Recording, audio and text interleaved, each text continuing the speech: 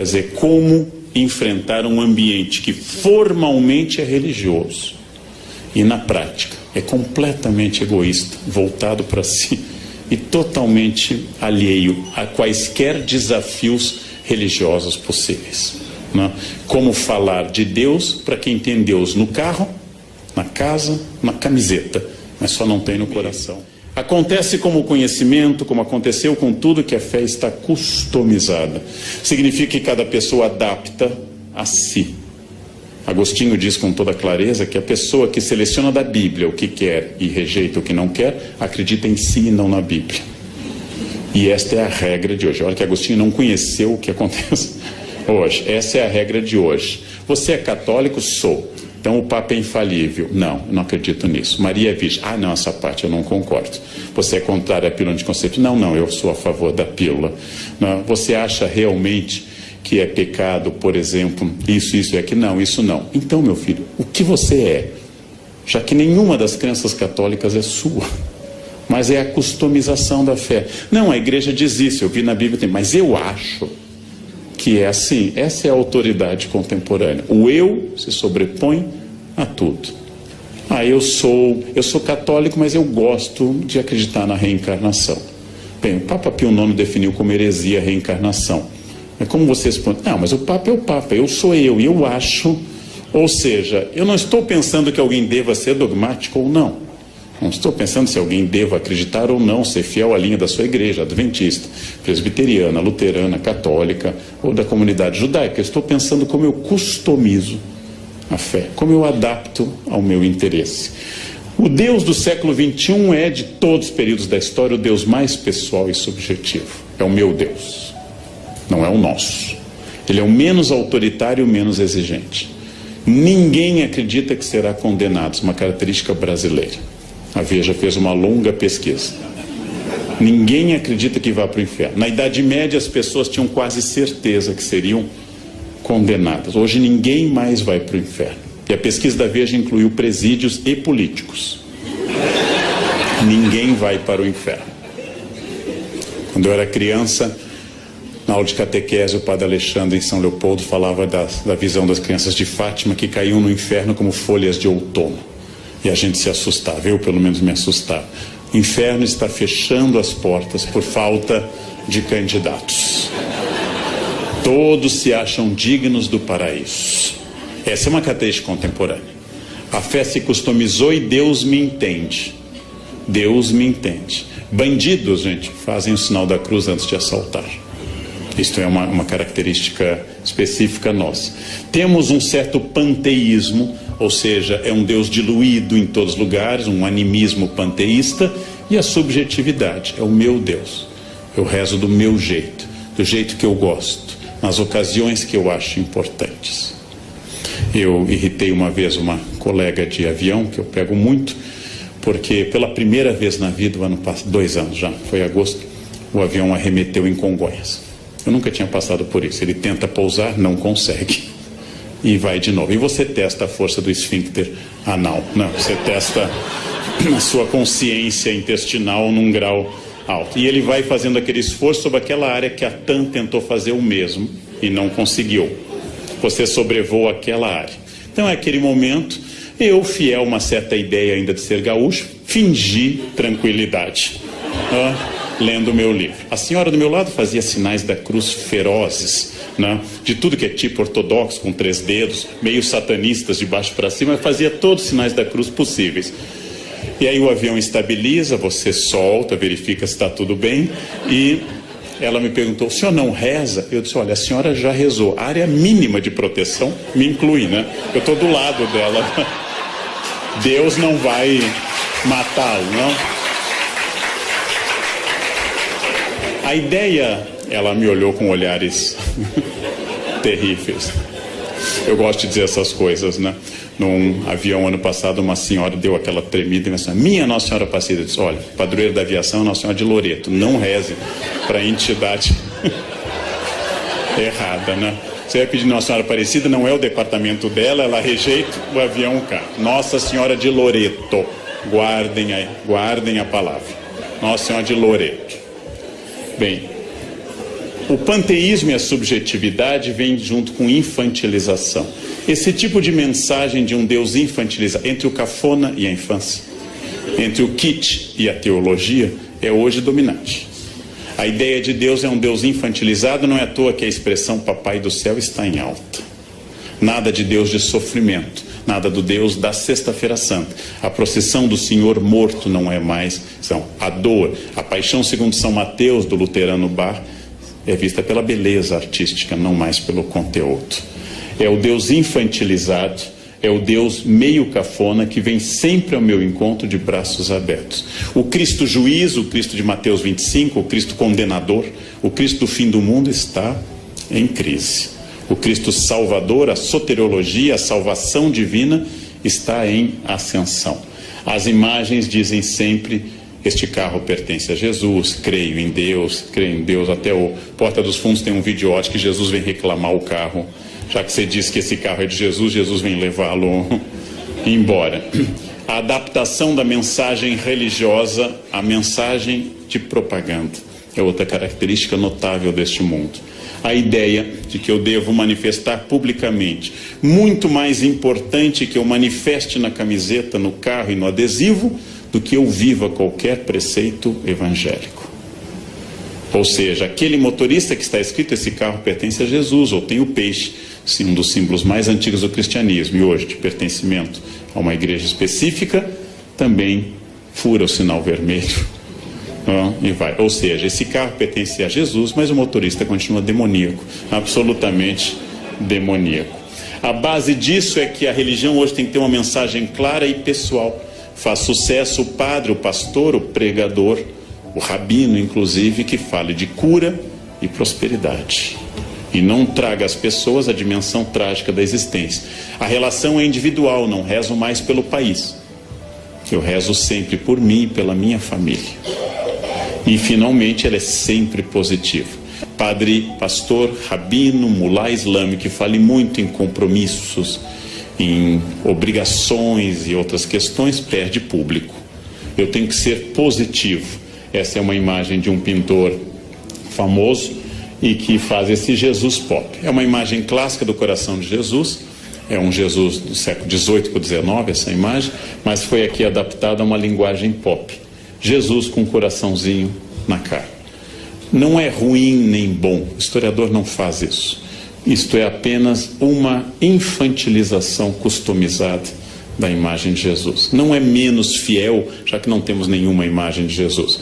Não é menos fiel à imagem original, mas é uma customização de um Buddy Christ, de um Cristo legal, que me entende sempre, que está sempre ao meu lado, que não estabelece obrigações. Nós temos hoje, como em tudo, inclusive na lei, uma religião dos meus direitos e nunca dos meus deveres. Isso vale para a Constituição brasileira, isso vale para a religião também. Ser cristão significa que Jesus me protege, óbvio. Mas também significa que há um conjunto de obrigações baseadas nesse compromisso. Isso está embaixo. Jesus amigo, Jesus protetor, Jesus Buddy Christ, Jesus legal, é hoje uma marca. Jesus é o meu melhor amigo. Jesus simpático, Jesus handsome, bonitão, estendendo a mão, é o meu melhor amigo. O Jesus da cruz está embaixo. No Congresso Brasileiro existe um crucifixo. Me entrevistaram uma vez, perguntaram o que eu acho. Eu disse: olha, só tem um problema, não sei como não deu processo, mas eu disse: Jesus foi crucificado entre 2 ladrões. E no Congresso tem 513 deputados. É demais. Eu acho que nem Jesus merece essa carga, né? 2 ladrões ainda conseguiu converter um. 513 deputados, gente. Eu pediria a retirada do crucifixo por motivos religiosos e não de Estado laico. Pediria por respeito a Jesus. Respeito a Jesus. Outro traço da crença atual é que ela tem que ser o mais catártica, ou seja, a palavra catarse, a palavra aristotélica, o mais cheio de energia, missa animada, seja ela carismática, seja ela um culto neopentecostal. Mesmo naquele protestantismo que é o limite entre o protestante histórico e o pentecostal, que é o batista, há um bom culto, é aquele culto animado. Erguei as mãos, dai glória a Deus, canta, anima. Eu, como estudo religiões, eu frequentei a missa do Padre Marcelo. Eu recomendo aos senhores, porque é um caso muito interessante, mas tem que ir logo, porque não dá para ir na terceira idade. Você não tem energia, você não chega ao credo, porque senta, levanta, grita, rodopia, não dá.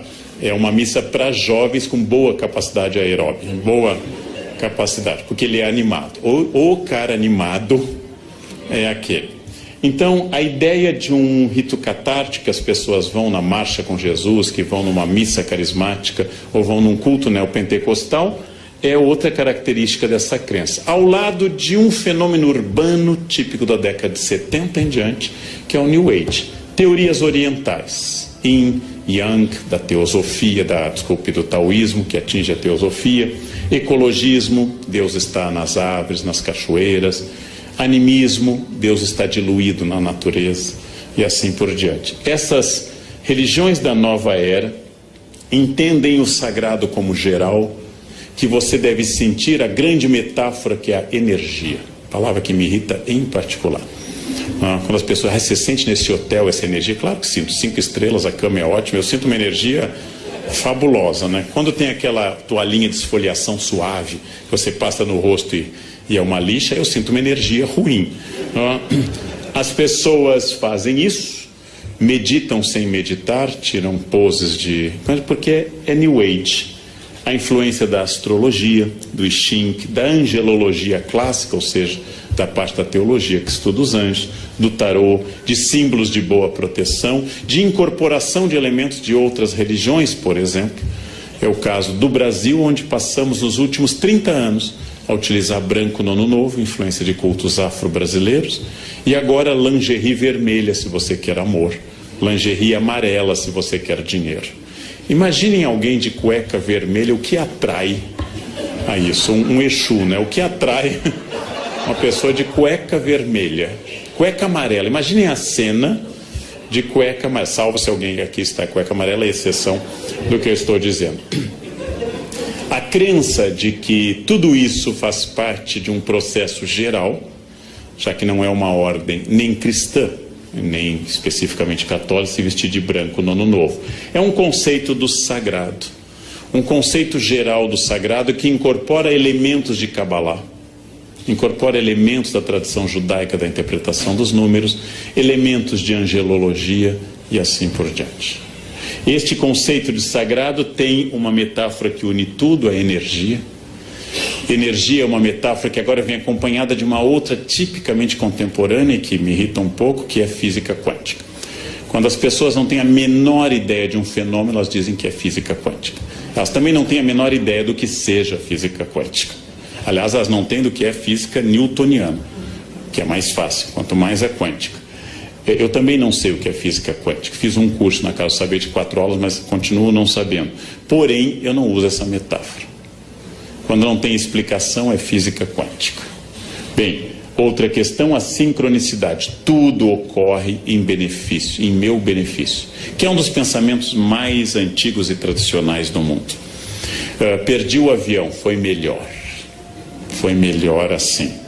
Tentei viajar, não consegui. Deus tem Parkinson, escreve certo por linhas tortas. Eu vou entender no final. No fundo, é um barateamento de uma das mensagens mais bonitas da Bíblia, que é o livro de Jó. Por que sofrem os bons? Deus diz isso a Jó, né? Você pescou o Leviatã, você sabe o que eu quero, né? Quando Deus recrimina Jó. Só que essa teologia de Jó, que é os capítulos 1, 2 e o final são os mais antigos do Antigo Testamento, essa teologia de Jó vira uma espécie de universo que conspira a meu favor. Minha empregada me diz que leite com manga dá certo, dá morte. Então eu quis demonstrar a ela que isso é uma lenda e comi manga com leite. Não morri. Ela disse, não, mas o senhor é neto de alemão, não funciona. Então já tem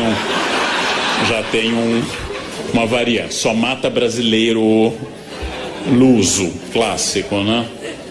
Aí ela me disse, não fala, professor, que acontece. Eu disse, esse teto vai cair, viu? Não caiu, então não acontece. Não? E ela, não, mas não é assim, tem que dizer com convicção. Não tem jeito. Não tem jeito, é quântico isso. Finalmente, os elementos orientais como karma e dharma, tradicionais nas religiões do Oriente, e que aqui são ressignificados sem muita propriedade. Karma, e dharma são usados numa noção bastante livre de que é o seu karma. É meu karma ter na minha frente no avião alguém perdido, que não consegue achar o seu lugar, que vai até o meio do avião e descobre que é o lugar 2A. Então vem voltando contra Piracema, tentando voltar ao lugar 2A. É meu karma, é meu karma. Eu tenho que, em outra vida eu prejudiquei fila de avião, então nessa eu vim com essa missão. E acima de tudo, uma ideia até um pouco perversa que doença é fruto do pessimismo e da amargura. Pessoas azedas têm câncer, pessoas para baixo têm câncer. E aí eu lembro, Madre Paulina, padroeira no Brasil contra o câncer, era uma pessoa super para cima e morreu com câncer. Madre Teresa de Calcutá não era azeda e teve câncer, entre outros problemas. A ideia de que o otimismo cura tudo, você tem que ser para cima, você tem que ser animado, é uma ideia infantil. É uma ideia de crianças de fase pré-operatória. Se eu pensar, acontece. E o pensamento cria tudo. É um pouco idolátrico esse pensamento. É o clássico pecado de substituir o Criador pela criatura. Ou seja, a ideia que as partes práticas das religiões, como o islamismo, que eu estou dando um curso neste momento na Unicamp, diz com grande clareza, especialmente o islamismo sufi: confie em Allah e amarre seus camelos com firmeza. Essa é a parte prática. Inácio de Loyola dizia: reze como se os homens não existissem e trabalhe como se Deus não existisse. Essa é uma forma um pouco moderna e prática, mas isso aqui é um pouco infantil. O que você está fazendo? Estou pensando muito positivo. É um pouco problemático isso. Há uma nova consciência que mistura conceitos indígenas, culto à natureza, chás, maconha, ayahuascas, ervas e assim por diante. Essas pessoas fundem num sincretismo contemporâneo essa crença. Eu vou dar um exemplo que eu visitei e não conhecia ela. Quando eu fui a primeira vez, ela já tinha falecido.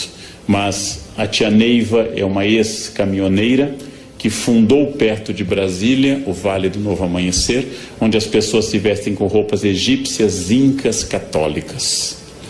E ela já faleceu, e aqui está a tia Neiva com seus mentores, que são entidades indianas e indígenas, e também católicas.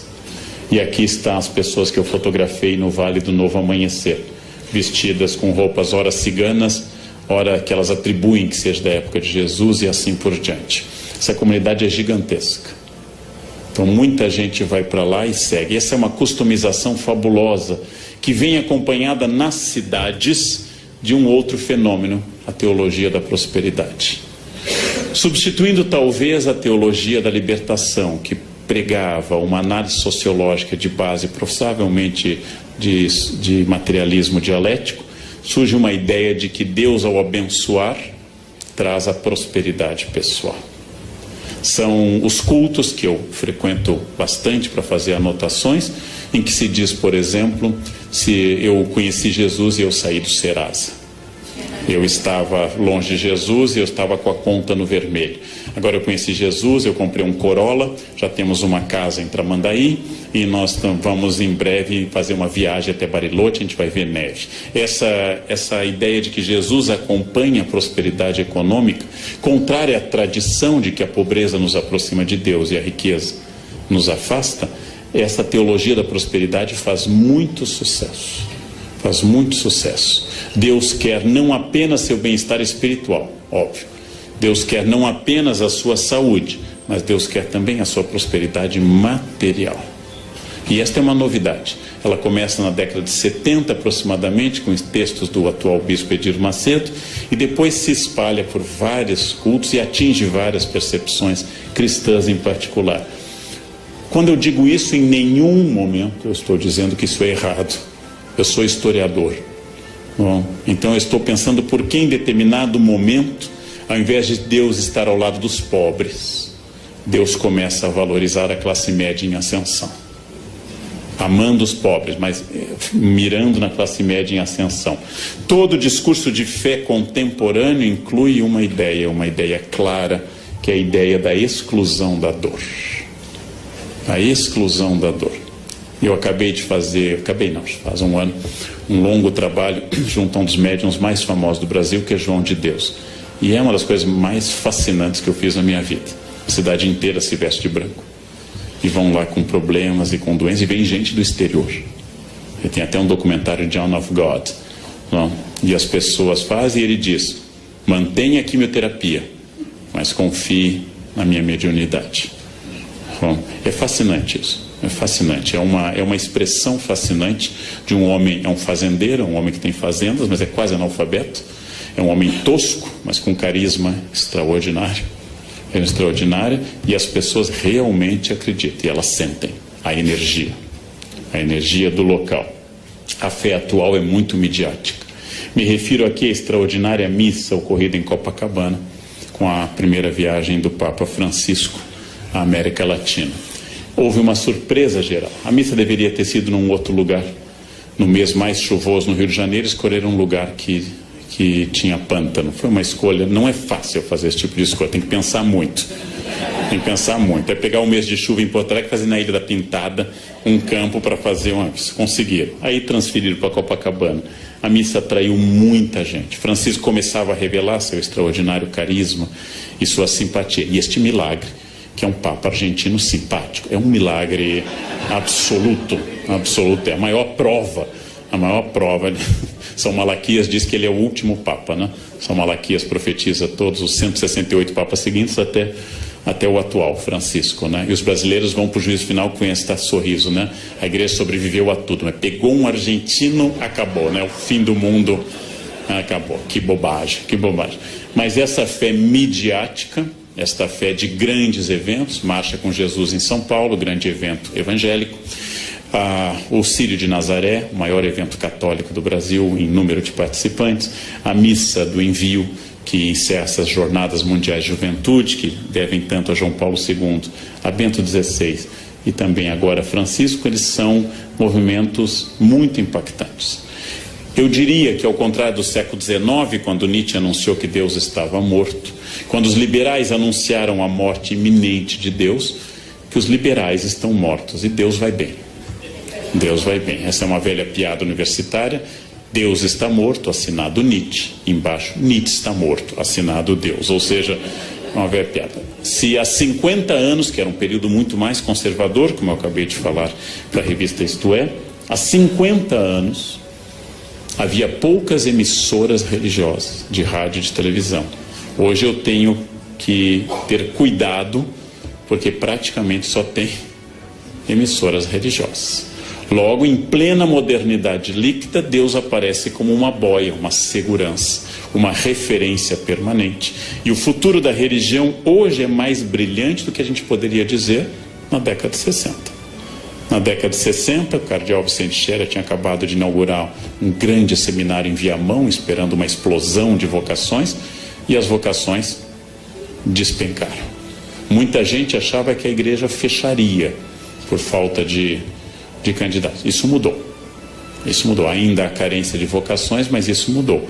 E as igrejas evangélicas se capilarizam com muita rapidez, e também mudou este quadro. Há mais gente religiosa em 2015 do que havia em 1980.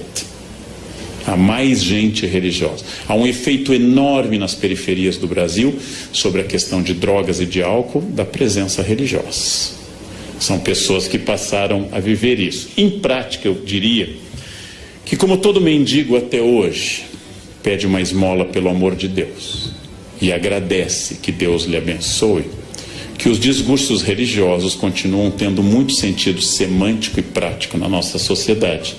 Como nós enfrentamos, como diz Kip Thomas, problemas estruturais sociais, como nós continuamos com problemas estruturais, sociais, culturais e econômicos, o discurso religioso continua muito significativo dentro deste vazio. Dentro deste vazio contemporâneo que tem uma imensa dificuldade em estabelecer referências. Nessa velocidade que eu fiz toda a primeira parte acelerada, as mensagens continuam com sentido. Dando um curso uma vez sobre tradução de hebraico na Unicamp, eu lembrei que, veja uma metáfora que perdeu totalmente sentido, que é belíssima, mas perdeu sentido. As metáforas agropastoris da Bíblia. O reino de Deus é semelhante ao grão de mostarda. Eu sou a videira, vós sois os ramos. O que significa para um ser humano urbano nascido no centro de Porto Alegre? Aquele que acha que uma galinha é uma Knorr viva ou seja, que nunca teve contato com a natureza, que não tem ideia do que seja um grão de mostarda. Para ele, mostarda é um potinho que existe no supermercado. Eu poderia mudar, pegar o Salmo 23 ou 22 da Vulgata: o Senhor é meu pastor, nada me faltará, Dominus regit me, em latim. Eu poderia mudar para: o Senhor é meu provedor de banda larga, ele nunca cairá. Isso faria as pessoas entenderem mais rapidamente. Mas um dos encantos da religião é o seu arcaísmo. É usar uma linguagem, e não é à toa que depois de relativamente reprimido, o latim volta à igreja. São autorizadas hoje dezenas de missas pelo Brasil pelo rito tridentino, pela missa de São Pio V. Significa que os discursos e as práticas religiosos por causa do discurso, significa que hoje há mais fila para casamento numa igreja como aqui, a São José, aqui, do que havia há 50 anos. Em 1968, as jovens queriam sair de casa e queriam levar uma vida hippie. Em 2015, elas têm o mesmo sonho da avó: um marido rico, bem-sucedido e casar de branco na igreja. Nós somos notavelmente mais conservadores do que há 50 anos. As pessoas fizeram a Revolução Francesa, mas querem morar em Versailles. Elas querem continuar morando em casa, com a liberdade da Revolução Francesa. O que acontece hoje, se você marcar numa igreja como Nossa Senhora do Brasil, em São Paulo, seu casamento, que precisa de 3 anos de antecedência, se você perder o noivo, mantenha a data marcada. É mais fácil você vir a encontrar outro do que encontrar. Mantenha a data marcada, porque é fundamental se você quiser. O sonho hoje é coletivo. A avó, a mãe e a menina continuam sonhando com casamento de branco na igreja. Isso é notável. Isso é notável. Nós continuamos explicando mazelas sociais por tudo isso.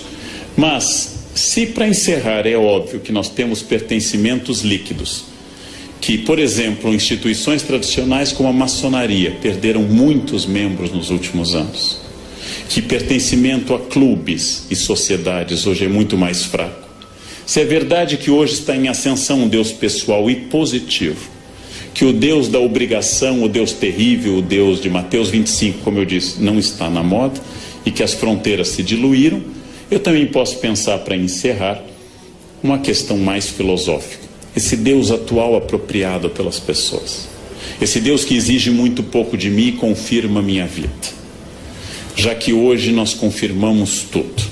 Eu devo comer esse quindim? Eu sempre tenho uma resposta: pai, você já malhou tanto, pai, você merece, hoje é quarta, tanto faz o dia, né? Hoje é quarta, né? Amanhã você corre mais na esteira. Eu sempre tenho uma justificativa, e as pessoas colaboram, elas nunca dizem isso, não como não, elas dizem: ai, como você merece, né? Se você não comer vai fazer mais mal ainda se você não comer, né?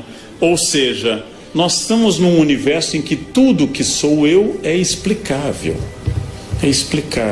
e eu preciso fazer dessa forma. A fé atual é uma forma de prisão imanente, ou seja, naquilo que a gente considera de material, imanência, aqui e agora, hic et nunc, aquilo que eu considero de imanente, atual, individualista. É difícil saber, apesar da imensa importância da religião hoje, institucional e pessoal, nos dois campos. É difícil saber se a fé média das pessoas é uma forma sofisticada de ateísmo religioso. Ou seja, que elas se aproximam de Deus para não colocar o delas na reta, mais do que para se entregarem a um plano. A fé exigente dos evangelistas, a fé exigente dos grandes santos, tenho que pregar, ai de mim se não o faço. A fé que tira alguém do seu conforto em Lisboa e o leva para a Itália, Santo Antônio, a fé que faz alguém dar seus bens, Francisco, a fé que muda a vida de um homem dissoluto, como Inácio, ou como Agostinho, a fé que faz uma jovem bonita e rica, como Clara, abandonar tudo e entrar numa vida. Esta fé é uma fé de entrega a um plano maior. Esta fé atual é uma fé que me favorece em tudo. Se eu estou triste, Deus me consola. Se eu estou alegre, Deus me confirma. Se eu tropecei, Deus me ampara. E se eu tenho metas, Deus me leva a elas. Similar ao tratamento que muita gente dá ao seu cachorro. Ele está sempre ao meu lado, fica feliz quando eu volto. Claro, você dá a ração, ele associa a sua chegada à comida. A felicidade dele é total. É alguém que lhe ama profundamente, com aquele velho teste: coloque sua mulher no porta-malas do carro e no outro um cachorro. Deixe 3 horas e abra e veja a reação. Aí você vai saber quem lhe ama de verdade. O cachorro que você colocou vai ficar super feliz que você abriu o porta-malas. As mulheres raramente interpretam isso como felicidade. O que significa isso?